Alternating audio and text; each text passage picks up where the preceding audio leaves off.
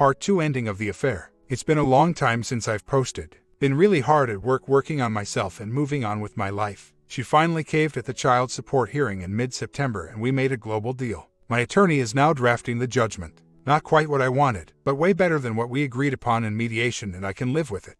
A little backstory: in April I reconnected with a girl I knew in high school on Facebook. Our first official date was May 31st. We've been seeing each other ever since. We've taken things slowly but have really hit it off and are falling in love. She's beautiful, smart, kind. We have similar interests, the same values and outlook on life. I feel very optimistic about things with her. GF is awesome. Recent events have left me more than a little confused. My STBX kind of came out of the woodwork about 4 weeks ago. I began getting a few more texts from her, mostly about practical things, but still contact. Nonetheless, it felt like she was trying to find excuses to contact me. About 2 weeks after the support hearing, I told her that I will no longer have visitation with her daughter from a previous marriage, soon to be ex-stepdaughter. This was about 3 to 4 weeks ago. Ex-daughter is very moody, bossy, pushes my daughter around, unable to be pleased, is always in a bad mood. The list goes on. She's a lot like her mother, actually. I've tried working with her, but I only had 1 weekend a month with her. She was being bounced back and forth between me, her mother, and her biological father, and I felt like it was unhealthy for her to spend so much time away from her primary residence and being bounced back and forth between so many places.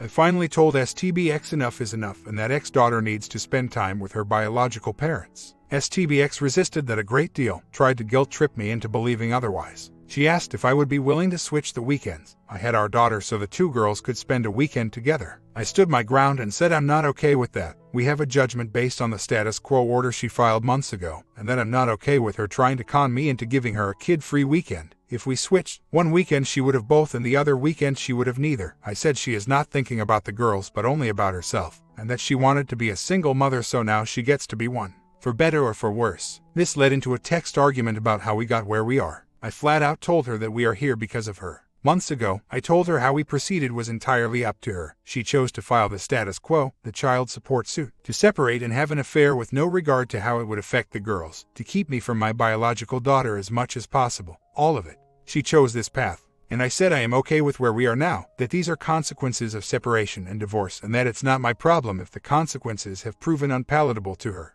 I said you reap what you sow, STBX, and went dark. I got more texts from her after that day, ranging from nice to snotty and everything in between. No response from me. She finally quieted down. About 2 weeks ago, I heard from a mutual friend who works with her that OM broke things off with her. I guess his wife thought they were done with their fling, but they had still been seeing each other behind her back. An ultimatum was involved. Not sure if it was STBX or OMW who gave the ultimatum, but it's over between them. The very next day, STBX starts playing games and starts coming up with reasons to text me. Even before all this happened, my GF was getting messages from a random person, who we know to be my STBX, on Facebook who said that I'm not to be trusted and that she thought she was the only person in my life once, too. Blah blah blah. 2 days before Halloween, I texted STBX reminding her that the judgment gives me our daughter for Halloween night this year. I was polite and cordial. She replied back and said that was fine and that she wanted to talk to me about D. I said okay, about what? And this is what she says. First, I'd just like to say that I am truly sorry for the way things panned out. I was scared and angry when I filed the status quo and other paperwork. I didn't know what to expect from you and so I acted rashly out of fear of, well, a lot of things honestly. I don't hate you, and I'm truly happy that you seem to be happy with GF. I hope it works out for you. Then she asks again if we can switch weekends so the girls can have a couple weekends together. She is nice about it. I tell her I'm at work but I'll think about it and let her know that evening. Later that evening, I tell her thank you for the apology but that it doesn't really mean anything to me at this point and I don't trust her and I have no reason to. But I also tell her that I'm open to her suggestion, but that the ink isn't even dry on the judgment yet and I'm not okay with making changes right away. I said I think it's prudent to wait a couple months for the dust to settle, and if things go okay between now and then, I'd be okay with revisiting this after the first of the year. She gently pushes, isn't negative in any way, but said that she wants her girls to be happy and that we need to find a way to be amicable. I said I still feel like you're blowing smoke and that the only reason you've apologized is because you want something from me and none of your prior tactics have worked. I said Dee has mentioned none of this to me, and she talks to me a lot. I said I don't see what the rush is about. Switching weekends won't impact the judgment in any way, and waiting a bit of time is not unreasonable. She says that she just doesn't want them to suffer anymore, and that there is no rush if I think we should wait. She then said, I'm doing my best to put any negative feelings for you aside and be friendly. You and I will probably never be friends, but maybe we can try. We are both good people, but the situation has brought out the worst in us. I'm ashamed of the way I acted, regardless of whether or not my actions were driven by fear and anger. I don't want to be an angry or scared person anymore, and I will do my best to show you that I do respect you as Dee's father and a hugely important person in her life. She really does deserve the best from us, and I'm doing what I can to live up to that. Anyway, thanks for talking to me and taking what I said into consideration. It means a lot. I tell her I do want to be civil going forward, but that she's going to have to work hard to earn my trust and that I have no desire for a friendship.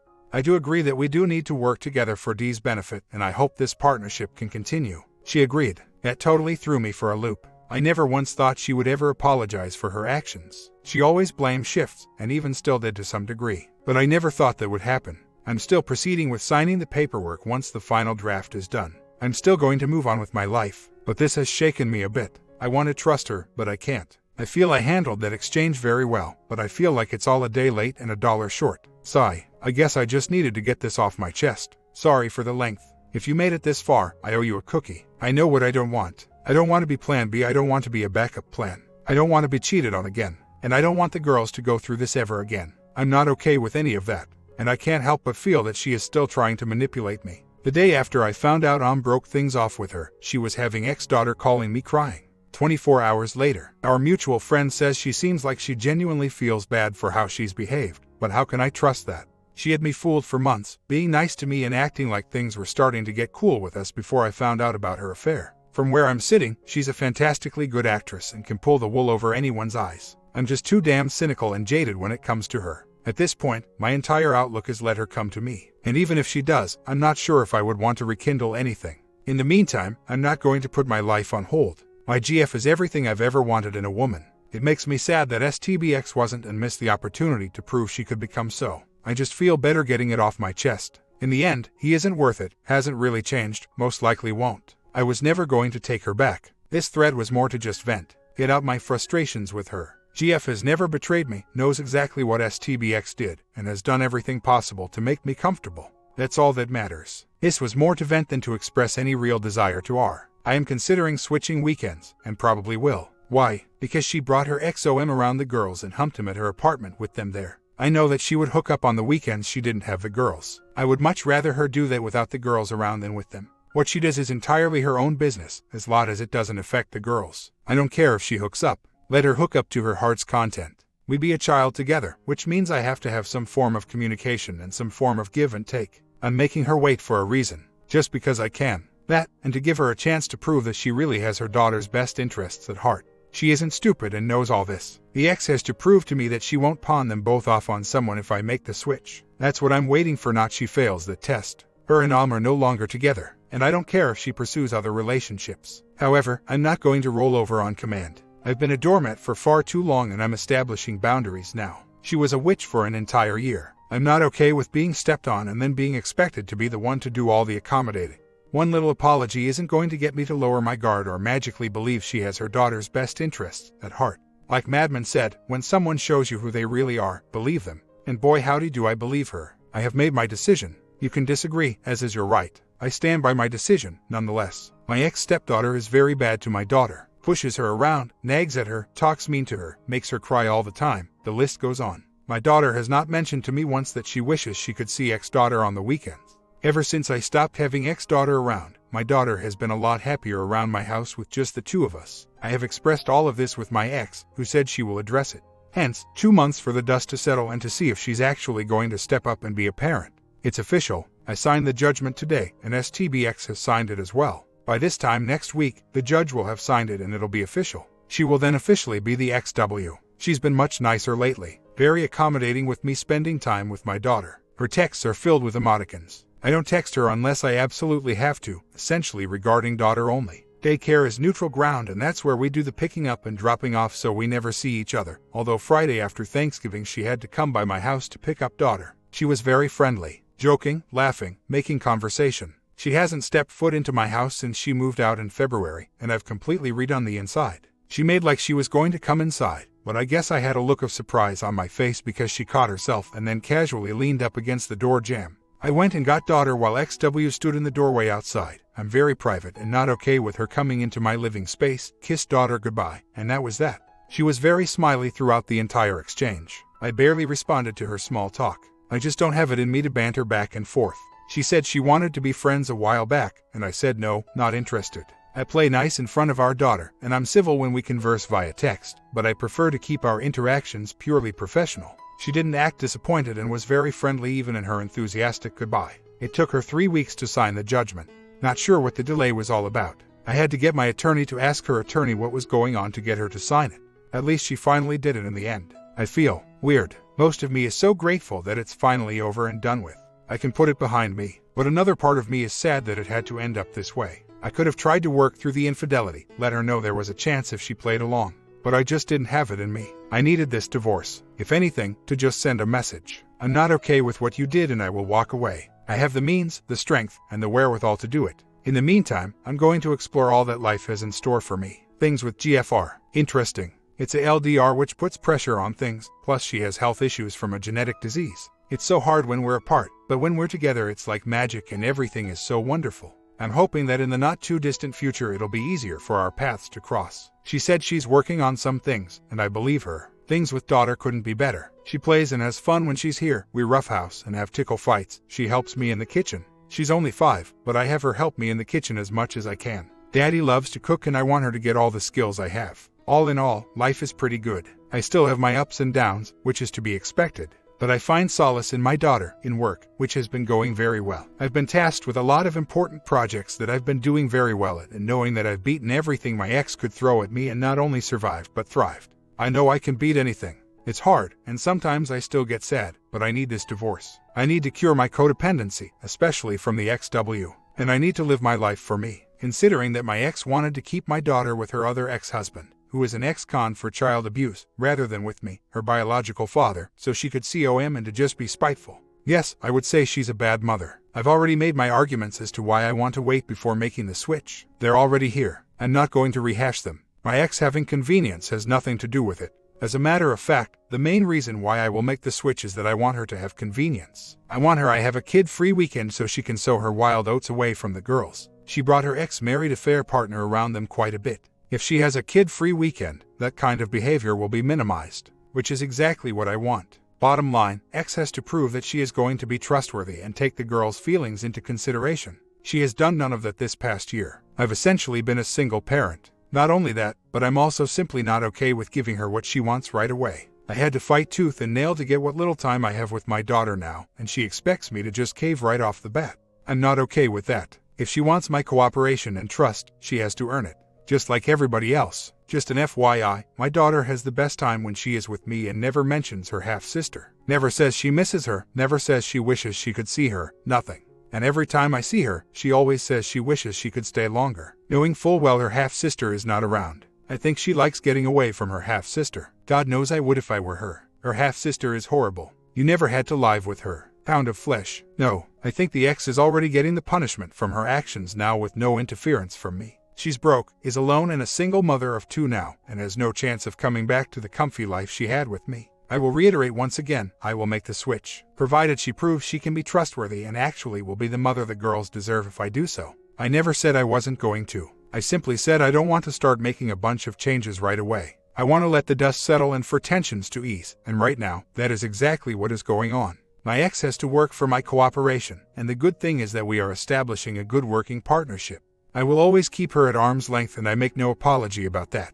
I don't want to be friends with her. She is not the kind of person I choose to associate with. But I do want there to be a good working partnership in the administration of our daughter. This far, she is doing okay. If it continues, she'll get what she wants, and so will I. A firm boundary put in place. Half a year later. First off, my girlfriend and I have been dating for a year now. Been an interesting ride, a lot of ups and downs. She has cystic fibrosis along with some other health issues, and that provides a very interesting dynamic to our relationship.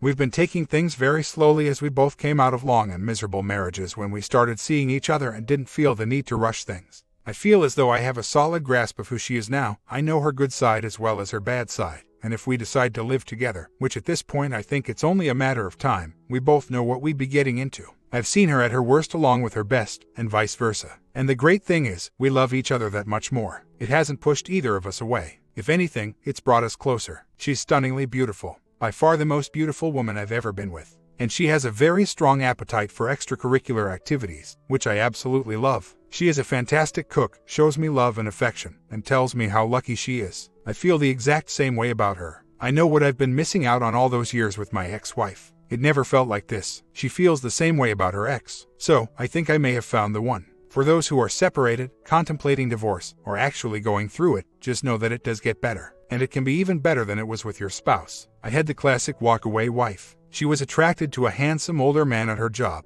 and in January of 12 she left me and took the kids and started an affair with him. She tried to keep it a secret, but her little brother was a good friend of mine and told me about it 3 months after we split. I was devastated, totally broken-hearted. Divorce was filed and we argued over our daughter something fierce. I was the classic nice guy throughout our entire marriage, but her affair woke me up. I fought tooth and nail for time with my kid, lawyer up, stood toe-to-toe with her, and got a fair deal. Papers were filed in April, and it was finalized in December. Not long after her affair blew up. Liam was in an open marriage and his wife came calling, so he called it off. She was sniffing around and dropping hints for a while afterward, but she knew I was dating my GF and I gave her no quarter. A few months back she started seeing a guy who's 7 years younger than her and 10 younger than me. I'm 33. They already live together. She bought a gas-guzzling Tahoe to ferry the 4 kids they now have between the two of them, and generally leaves me alone, for which I am eternally grateful. Although for the past year or so my GF and I have gotten random messages on Facebook from a person who claims I'm a player and such. I'm positive it's my ex. Nobody else has any motive to do such a thing. The most recent one happened after they moved in together. It blew me away. She's living with another guy and yet still cares what I do. Very strange. We share our daughter just fine though, and rarely argue. We speak only when necessary, which again suits me just fine.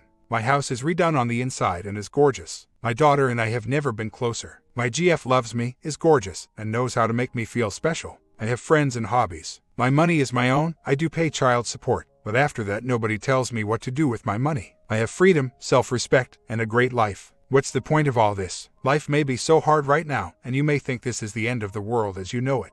And let's face it, it probably is. But the new world that comes after can be so much better. Go to counseling. Surround yourself with family and friends who care about you. Go out. Do things that bring you joy. Life does go on. And there will come a day where you will look back on this time in your life and say, I beat that. I overcame and came out the other side better for it. Life is beautiful. My girlfriend and I worked at fast food together when we were both 18. We were attracted to each other, but I was dating my high school sweetheart, so nothing happened between the two of us. It wasn't from a lack of her trying though. Then I went to college and she moved to the big city. Fast forward 14 years to last spring. I see her okay the friends list of one of my good friends, so I thought why not? And sent her a friend request. She accepted and messaged me a few days later. The rest is history. I don't blame people for trying to work things out with their spouse, but for me, I just couldn't once I found out she was cheating. That was it for me. I divorced her and never looked back. If I had tried to work things out, it would have sent the wrong message, that I'll put up with and forgive anything, that I don't have standards, that she can do what she wants with no consequences. That didn't sit well with me, and I think me walking away and not looking back forced her to evaluate her decisions. Last weekend I had my daughter and she said she wanted her mom and I to get back together again. I said it's never going to happen. I'm happier being divorced, and I said I'm sure her mommy is too. Then she said, how do you know mommy is happier? That brought me up short. I said, well, I guess I don't know for sure, but I can imagine she is. Either way, this is what I want. I want to see where things go with GF. I thought that whole exchange was a little weird for a 5-year-old, but I dealt with it pretty good, I think. I told her I will always love her no matter what and that she will always come first on my life, and she knows it. Interesting times. I've been apart from my ex for 1.5 years now and I still think of her often. I went to IC for over a year and he said it's natural. You spent all those years developing those emotional attachments, and they don't go away overnight. My GF still thinks of her ex, too. She wanted to be friends with him. She loves him but more like a brother or close friend. Nothing romantic at all. When I'm in the arms of my GF, and when I'm holding her in mine, my ex is the farthest thing from my mind. That doesn't mean I hope she doesn't find happiness in this world. I couldn't be friends with my ex-W but am friendly. When we communicate, I am polite and respectful, and she is the same. For example, just last night our daughter lost her first tooth at my house. I texted her and told her that, and that our daughter was very excited. She was happy I let her know. I know I would want her to let me know if our situations were reversed. Basically, I treat her how I would want to be treated. Few months later, interesting developments happening lately. My girlfriend and I broke up last week. I thought I'd be sadder about it, but in honesty it's something of a relief. We just aren't compatible, even though we had good chemistry and we care for each other very deeply. Why, you ask? In short, every obstacle in our way was placed there by her. We literally went nowhere in the 13 months we were dating. I wanted more than she was willing to provide, or could provide, depending on which side of the story you choose to believe. We had a relationship on paper only. I was perfectly okay with being single for a while, but fate had other ideas. Last Friday, 3 days after the breakup, a cute blonde lady I work with chatted me up. I'd noticed her before and thought she was attractive, and so I eagerly chatted right back. Later that day, a mutual friend at work told me she thought I was cute and wanted to get to know me better, so I waited for her after work and we exchanged phone numbers. We texted all weekend long and made plans. Yesterday after work I got Japanese takeout and took it to her place. We sat on her deck, ate sushi and noodles, drank wine, admired the view of the river, and got to know each other. Her roommate is also a neat lady and we hit it off nicely. As the sun started to go down, we got closer, snuggled, and discovered we had amazing chemistry. This woman seriously made me feel things I haven't felt since. I'm not sure when. We didn't have bonding. We wanted to be good for our first date, but the desire and passion was there big time. It was all I could to tear myself away and go home, and she didn't want to let me go. There is a point to all of this. If you read my story last year, you'll know my ex-wife left me last year and had a month-long affair with a coworker. Last night, as cute blonde girl and I started to get closer, she told me she really liked me and saw potential here, but that she had to tell me something. She asked me to sit down, and then proceeded to tell me that the reason her and her ex-husband got a divorce is because she cheated on him with a coworker. She said I cheated. It shouldn't have happened, but it did. She started crying and said that wasn't who she is or who she wanted to be. She lost her house, her friends, everything, because of her bad choice. She said she became depressed, tried to commit suicide, and had to be hospitalized. She said that she wasn't trying to get pity or play the victim. She was the one who messed up and so she paid the price. She said clearly her marriage wasn't good but that wasn't an excuse for her behavior. She said she had to be honest with me because she cared for me and didn't want to hide anything from me. She wanted me to know that she would never ever do anything like that again and that she wanted to be better. I told her my story. I told her exactly what I went through and what my ex-wife did, and that I divorced her and never looked back. Then it dawned on me, in the past I had wished it was my ex-wife who would have given me this speech, but seeing this woman before me that I'm only starting to get to know tell me all of this, without holding anything back, was more special than anything my ex-wife could have done. A woman I had met 4 days before told me her deepest and darkest secret, hoping I wouldn't judge her, hoping I would give her a chance, and respected me enough to come clean about her mistake so I could make an informed decision as to whether or not I wanted to continue seeing her. She said she really liked me and didn't want me to find out about it later, ruining any chance she may have of pursuing a real relationship with me. It was very touching. In my pain and bitterness over being betrayed by my ex-wife, I had never considered the opposite side of the coin, that it could hurt just as much as being betrayed. I had assumed that most people who cheat feel no remorse about it. Cute blonde girl showed me otherwise. She has been carrying around the burden of her actions for a while now, and it has drastically altered her life. It's a stigma that is with her now forever, like the scarlet letter. She has to live with it the rest of her life. I told her I appreciated her telling me and that I can't judge her because I've made my share of bad choices in my life. I also told her that she deserves a chance just like everyone else, and that trust is built by positive actions over time. I said her coming clean with me and being upfront and honest goes a long way towards building that trust. I finished by saying I wanted to continue seeing her and seeing where this goes. I never thought this is a decision I would have ever made. But I thought about it this way: we all know someone who got hooked on drugs or alcohol and who turned to crime to support their habit. After hitting rock bottom, they got clean and turned their life around. They rose above their past actions to be better. Do we turn these people away because they made poor decisions in the past? Or do we celebrate their ability to overcome them and to aspire to be better and put in the effort to make it happen? My brother was like that. He was hooked on drugs and stole to support his habit. But many years ago, he got clean and is now a retired vet who owns a duplex, is going to school full-time, and works almost full-time. I celebrate the fact he overcame his poor decisions to be better. And I celebrate cute blonde girl's desire to overcome her past bad decision and be better too. I'm going into it with eyes wide open. I want to give her a chance. She has done everything right so far and has given me no reason not to trust her. On the contrary, she has done everything I could have ever asked her to do to build that trust. In spite of everything I went through, I felt no anxiety. I didn't even trigger. Not at all. I felt at peace with everything. And I felt oddly comfortable with her, even when she was telling me all this. I don't want to let my past rule me, and neither does she. I have to overcome my pain and bitterness, and she has to overcome her bad decision. At some point, I have to put the stones down. Healing must begin with forgiveness. Don't get me wrong, I wasn't thrilled to hear what she said. It's not like I'm pledging my undying love to this woman. Hardly at all. But I'm looking at her actions. She didn't have to tell me. She could have kept it hidden from me as long as possible. But she didn't. I don't view my lack of triggers as me ignoring something. It just simply didn't affect me like that. It was information that I calmly took in, processed, and made a decision. All without a gut-wrenching trigger. If I triggered and ignored it, that would be a different story. And keep in mind, I looked her square in the eyes and told her I divorced my ex-wife for cheating and never looked back. She knows what the consequences will be. I wouldn't say I'm in a double rebound. I wasn't even looking for a woman. It just happened, and I certainly wasn't going to say no to getting to know a pretty lady. I used to be a big smoker. I was for years. I didn't quit until my ex-wife left me. Does that mean that I'm going to relapse? If past behavior isn't an indicator of future behavior, should any woman I date be worried that I'm going to start using again? Or can they trust me that I want to be better? I get all of your concerns, but me being cheated on is a part of my past, not a part of my present. She hasn't done me any wrong. If she does, then we'll both face the consequences. If she had kept it from me, I would have bailed. Said nope, can't do it, see you later. But she didn't. She did for me what most spouses who supposedly love us can't do. To me, that's worth a chance. I'm not suggesting that what is right for me is right for you, or vice versa. I'm not looking for any validation whatsoever. My whole point was to share that it's possible to let go of the pain, and that honesty and transparency really do exist. I don't carry around the weight of being cheated on. Yes, it's a part of me, and it always will be. But it doesn't define me, and I don't let it rule my decisions. And it's possible for any one of us to reach that state. As long as she continues to be honest and transparent, I'll give her the benefit of the doubt. If I feel anything is shady, she'll hear about it.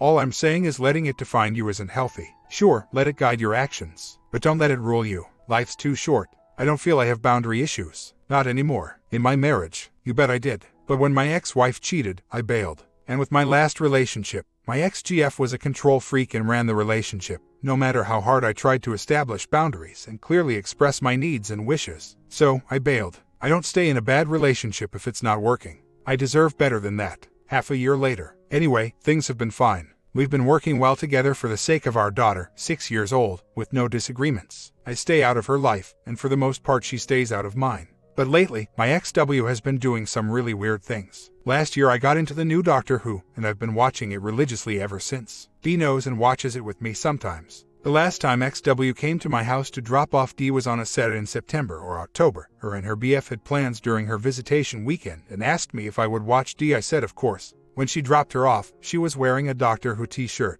and she couldn't look me in the eye. When she spoke to me, she was looking at anything else but me. I thought that was weird on both counts, as she had never watched Doctor Who when we were together and was suddenly wearing a shirt only after I told my Dee I watched it now, but I just shrugged it off and figured it was a coincidence. She's also been sending me a lot more texts. They're all related to our daughter, but they've been happening much more frequently. It's like she's trying to find reasons related to our daughter to text me. But I didn't think much of it and kept on living. I figured she's just trying to be a bit more involved in co-parenting than she was before. We've been getting a lot of snow here in Oregon the past couple of days. She texted me on Thursday asking if I was going to work on Friday. She said she wasn't, and that I could drop off Dee at her place or she could pick her up from mine and that she was open to whatever. The thing is we rarely do that. Dee's daycare is close to both of us and we have always used it as neutral ground. I prefer it that way as I enjoy my privacy and don't care for my ex-W coming around my house, and I prefer to stay away from her place to respect her privacy. She did drop Dee off at my place that one Saturday, but since it was a Saturday there was no other choice, and I'll put up with a few minutes with the ex in order to get more time with my Dee. But on a day when daycare is open, I prefer to stick to the established norm of making the exchange on neutral ground at daycare.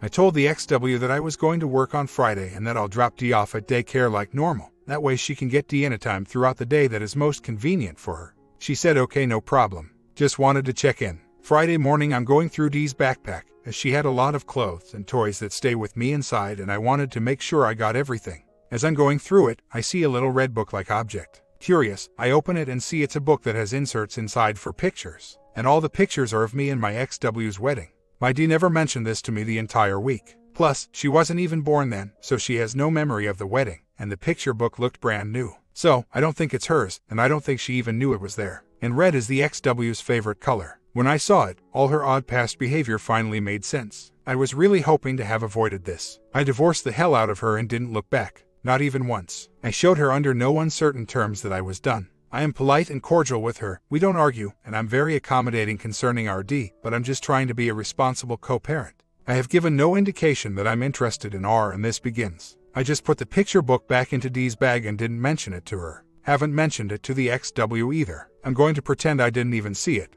I'm wondering how much more of this I'm going to have to put up with in the days ahead. I've been single since last summer. Self-imposed. I seem to attract crazy women. So, I told myself a good solid 6 months at minimum with no relationship would be really good for me, and it's been one of the best decisions I've ever made. Although I did go on a blind date last Wednesday. My ex-W refused individual counseling, and that told me everything I needed to know. There is no chance for me to even talk to her about anything between us until she has a few months of IC at minimum under her belt, because without it I definitely believe she will cheat again. If she ever asks me, I will flat out tell her that.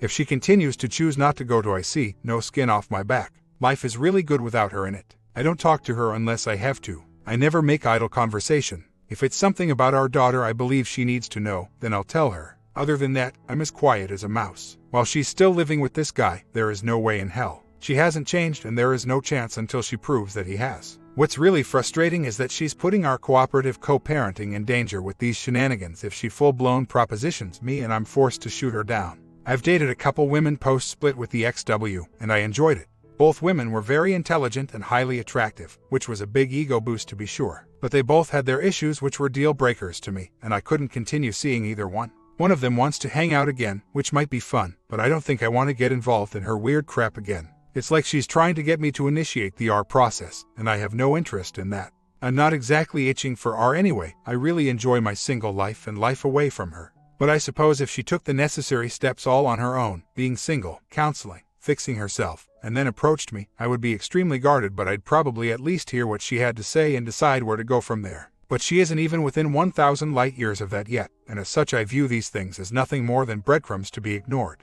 I'm not considering anything with her right now. She won't seek help, and without that there is nothing. I believe that a person can be truly remorseful, and if she is and showed it, it may, not will, cause me to think about things. But even if I do think about it, it doesn't mean I'll actually try again. I have far too much of a wandering eye right now, and every woman I see is a potential opportunity. I don't think I could get rid of that feeling even if I got back together with her. I'd always be keeping an eye out for something better. She would have to change that in me and make that desire go away. I don't think she's got it in her. For now, I'm getting a little chuckle over her actions. The grass isn't greener. She realizes what she had. She realizes what her actions did to her children, and me letting go bothers her. I also think that she's still trying to keep me around as a backup plan, and I'm not playing that game at all. I'm open to whatever was an invitation, one that I politely declined. At this point I'm still living my life for me and doing what I want.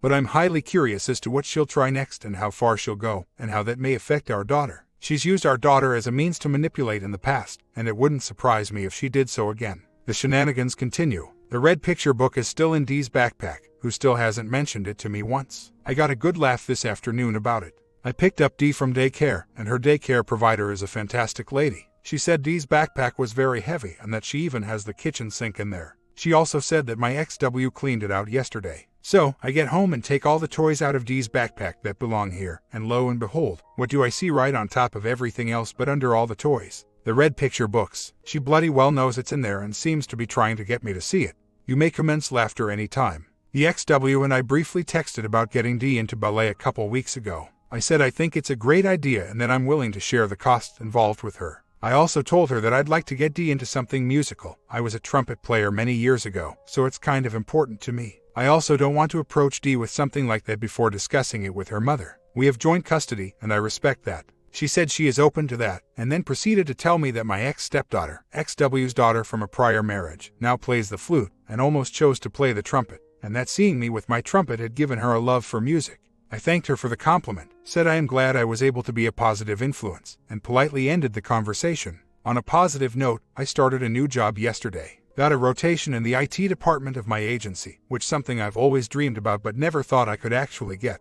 Well, I actually got it. It's a fantastic opportunity and I'm loving every minute of it. Who said life after divorce had to be painful? So many good things can happen if you really want them to, and it's really amazing what you can accomplish for yourself when you love yourself and put yourself first. A year and a half later, I just learned that my ex-WW is openly sleeping with multiple people, and that her new husband knows, and that she basically told him to deal with it. What's funny is that I derive no satisfaction from hearing this. I just feel bad for her. And her new husband, he's a genuinely good guy. It seemed like she was getting her life on track, and I was happy for her. I never wanted to reconcile, but I also never wanted her to suffer or be unhappy. Knowing that she's only gotten worse is just so sad. She's keeping it away from our daughter, for now. And I know I dodged a huge bullet by divorcing her 4 years ago, and for that I'm grateful. But I still hoped she would change, not for me, but for herself and her children. This is going to end badly, and I'll be there for my daughter to pick up the pieces. Maybe that's where my dread is coming from. Seeing her little face sad and disappointed. She cares for her stepdad. Some people are just so broken that they are unfixable. And when the fallout affects your child, you feel so powerless. The only positive is that when I said she would never change, I was right.